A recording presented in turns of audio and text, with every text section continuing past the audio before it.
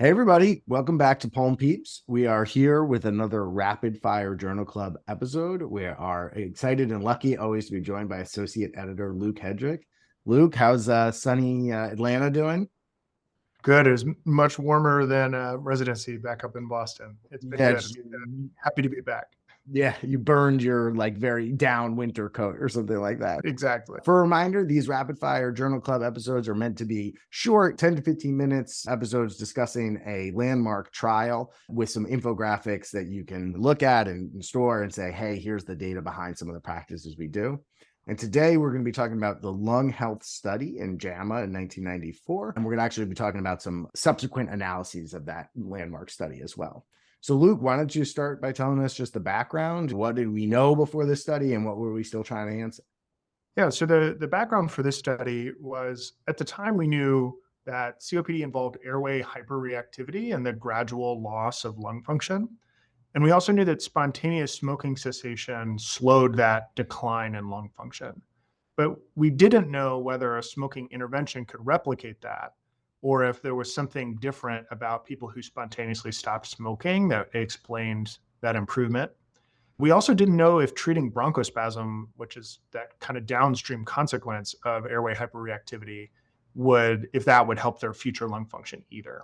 Yeah, I love this type of trial because you're really taking some big assumptions that we make in medicine and saying, hey, is this true? We obviously are going to do smoking cessation, but how much are these programs actually beneficial? And these inhalers, how much are they disease modifying versus just symptoms that we're treating? So great to always be investigating these in a more systematic fashion. So why don't you tell us a bit about the study design?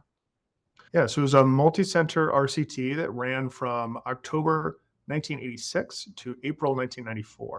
The primary outcome was the rate of change and the cumulative change in the FEV1 at 5 years. And then there have been a number of subsequent analyses that we'll talk briefly about that have looked at cardiovascular disease outcomes at 5 years, lung function at 11 years, and mortality at 14 and a half years. Yeah, this is great. FEV1 certainly being the main marker, especially at that time of disease severity, less using some of the sort of clinical classifications, and still a huge marker of the obstructive severity that we have. I love the cardiovascular disease outcome. As we know, most patients who die from COPD and emphysema die of cardiovascular disease. So it's got to be something we have on our mind, even when we're thinking about their lung disease. And then mortality at 14 and a half years, that's a huge long-term outcome from the subsequent analysis that we can get some great answers to. All right, so we have the study design and set up. We know what questions we're trying to answer. Who are the patients that we enroll in the study? Yeah, so in general, the patients they enrolled were non-elderly, otherwise healthy smokers with mild to moderately severe COPD that were not on therapy already. So they included people between the age of 35 and 60. On average, they were around 48 years old, who smoked at least 10 cigarettes on any given day in the last 30. They averaged around 31 cigarettes a day, so a little more than around a pack and a half per day. The FEV1 FVC ratio had to be 70% or less, and then their FEV1 had to be between 55 and 90% predicted. And on average, an enrollment was around 75% predicted. They excluded anybody who was already using bronchodilators, anyone who was on a beta blocker, and any other serious disease that they were worried would affect lung function or follow-up.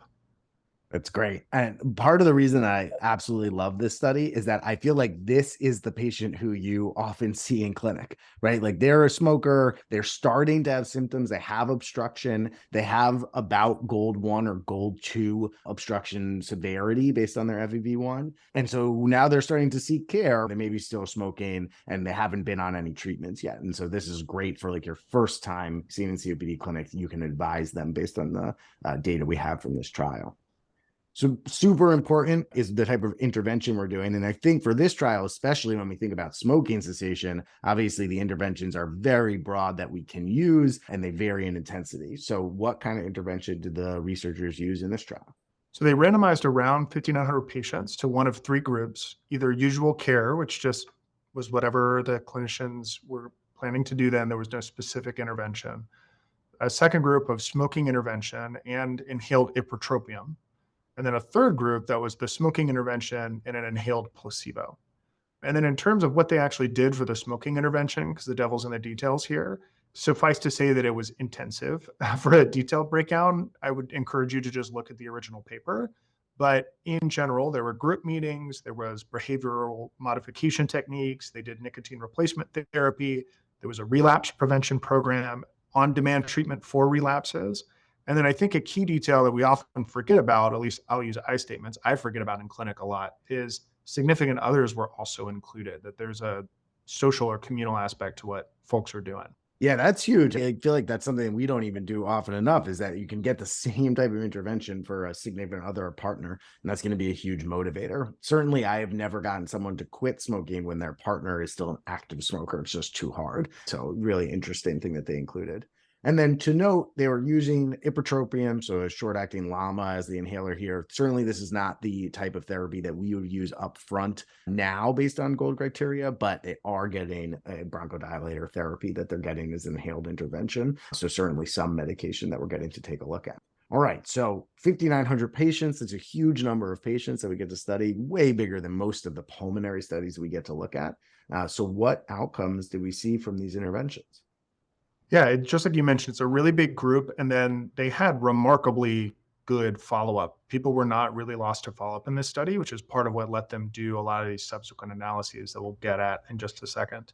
So after the initial 5-year study was done, we had spirometry data on over 94% of patients, and we knew the vital status on whether they were alive or not on 99.6% of them. In terms of smoking cessation itself, the sustained cessation rate in the intervention arm was about 22% at the 5-year mark, as compared to just 5% in the usual care group. There were a slightly higher rate of adverse effects in the inhaler group. Around 1.2% of patients had some side effect versus 0.8% using placebo. Those were vague. Mostly was hypertension, skin rashes, some urinary retention, and then this kind of catch-all cardiac symptoms. In terms of their lung function, the rate of FEV1 decline was significantly different between the groups at year 1. So everyone who was in a smoking cessation intervention actually increased their FEV1 at that first visit. And people getting ipratropium, that increase was about 3 times higher than the people getting the placebo. While in the usual care group, folks actually lost about 34-ish milliliters at that first visit. Yeah, that's great. One, that's a pretty remarkably good smoking cessation intervention, 22% at 5 years. Obviously, doesn't sound amazing. They were only getting a fifth of people to say sustained, but getting people to quit smoking is really hard, especially in a fashion like this. You're not using medication adjunct therapy for it. This is pretty fantastic to answer our question. And so just to delve into that a little bit, so you said the group that quit smoking did the best compared to control, and then actually the inhaler did a little bit better in terms of FEV1 decrease than the placebo. What happened after they ended up stopping their inhaler? Yeah, so this I think is a really key point from this paper. When they first started and they got the ipratropium and the smoking cessation, their FEV1 increase was greater than the people who got the placebo inhaler. But at the end of the study, when they let it wash out and they repeated spirometry, there was a proportional decrease in the FEV1. And so it seemed like that benefit from the bronchodilator was not a permanent effect on the airway. It was really just there while they were using the drug. Yeah, this is such an important point that it certainly is helping while they're using it, but the disease modifying factor really seems to be the smoking cessation. You're not getting this long-term remodeling or disease modification just from the addition of the inhaler alone. And there's an implication there too, that because they're not disease modifying, if someone is asymptomatic or doesn't have obstruction, you're probably not going to benefit them from using this inhaler. Yeah, that's great. And we will do in the future Rapid Fire Journal Club the study of people who are smokers without obstruction and whether a LAMA ends up impacting their symptoms or exacerbation rate, but more to come later on. So tell us about some of these more subsequent analysis and long-term outcomes that are clinically relevant. Yeah, so when looking at the cardiovascular disease outcomes at 5 years, smokers had a 50 to 70% higher hazard of fatal or non-fatal cardiovascular disease. Yeah, unbelievable. 50 to 70% higher. This is something you can tell your patients right now. It's like you are this old, and if 5 years when you are X age, if you want to reduce your risk at half of having a cardiovascular event, which most people are really worried about, this is the thing to do. And so, like, really nice to help stress important numbers when you're trying to help someone understand the scope of the health benefits they can have from quitting smoking. And so then thinking about the more longer term outcomes, at 11 years, we had spirometry data on 77% of the surviving participants. Their smoking habits converged, but interestingly, 93% of those who quit during the original study were still abstinent at 11 years. So the people that they got to help quit during the original study, that was like a really sustained benefit over a decade. Yeah, that's amazing. And what happened to the lung function? Yeah. So the same differences in lung function between the treatment groups persisted. I think it is neatly summed up by the observation that at 11 years, 38% of continuing smokers had an FEV1 under 60%, compared to just 10% of sustained quitters. Yeah. And remember too that the context here at baseline and enrollment, their FEV1s were like 75%. So that's a really big difference. Yeah, that's amazing. And it's a nice point that you can say is to tell people, like, not only will you probably live longer, you're probably going to feel a lot better if your FEV1 really doesn't get below that critical point where it starts impacting all of your activities. Certainly, we don't have a dyspnea scale here to say that for sure, but a good point we could probably extrapolate. All right. So finally, in terms of that long-term mortality that they looked at, what did that analysis show? Yeah. So remarkably, they had mortality data on 98% of patients at 14 and a half years, which is mind blowing. Hmm. At that point, mortality was higher in the usual care group. The hazard ratio was 1.18. The confidence interval ran from 1.02 to 1.37. And then those differences were even more stark when you stratified people by their current smoking status. It's great. I think we always know that smoking is really bad for you and that quitting smoking is going to extend your life.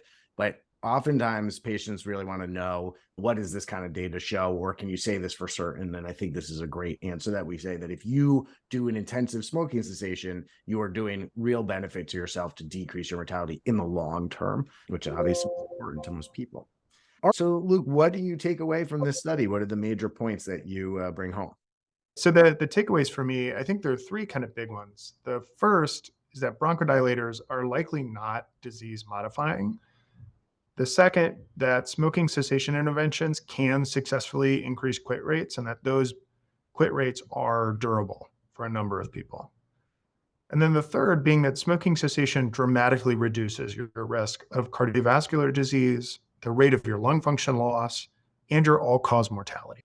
That's great. Thank you so much, Luke. I think that first point is really interesting about bronchodilators. Certainly, if you guys haven't listened to our episode on the Ethos trial, thinking about how inhalers can influence your disease and your clinical outcomes, we encourage you to take a listen. But just being on short-acting agent that bronchodilates and has a short-term effect is not going to have this long-term effect. And so you can tell patients with COPD that, hey, just using this inhaler, if you're still smoking and it's just this that you're using for symptoms, is not something that's actually treating the underlying lung disease itself. It's just making you feel better in that short term. And then some great data supporting the fact that smoking cessation in an intensive way can really help people quit and help improve cardiovascular disease outcomes and all-cause mortality and lung function. All right. Thank you, Luke, for taking us through this trial. We're excited for the next one. And everybody else, make sure that you tune in. And if you have any questions, tweet us, email us, send it out, and we'll make sure we try to address them. Yeah, thanks for having me, Dave.